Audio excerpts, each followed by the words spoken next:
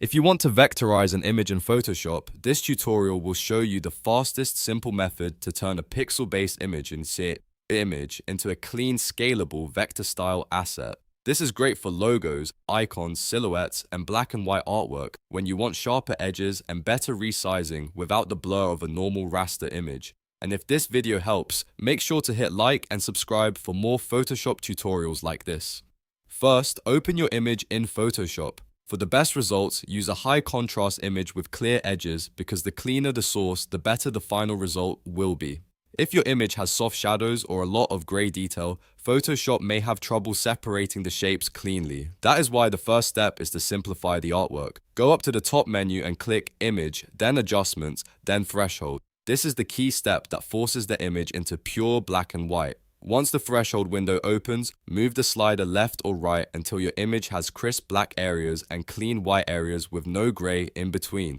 You want the important shapes to stand out clearly. When it looks right, click OK. Now we need to turn those visible shapes into a selection. Select the Magic Wand tool from the toolbar on the left or use the W shortcut on your keyboard. At the top options bar, make sure Contiguous is turned off. That is important because it allows Photoshop to select matching tones across the full image, not just one connected section. Then click on the black area of the artwork. You should see the marching ant selection appear around the shape. Next, we are going to convert that selection into a path. Paths are what help turn a pixel outline into something more vector-like. If you do not see the Paths panel, go to Window and then click Paths to open it. In the top right corner of the Paths panel, click the panel menu icon and choose Make Work Path. A small dialog box will appear asking for tolerance. For most images, a value between 1.0 and 2.0 pixels works well. Lower values keep more detail, while higher values smooth the curves a little more. Once you have set the tolerance, click OK. At this point, Photoshop converts your selection into a work path. This is the part that gives you the vector style backbone. It is not yet a final export, but it is the foundation for a scalable shape. Now we need to turn that path into an actual shape layer. Go to the top menu and choose Layer, then New Fill Layer, then Solid Color.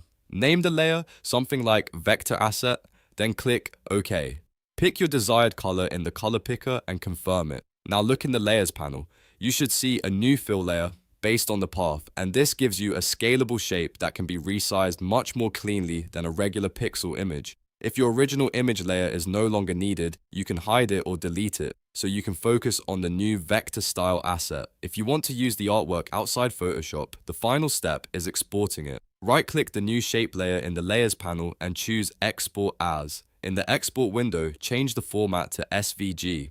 SVG is a scalable vector format that works really well for web graphics, icons, and design workflows.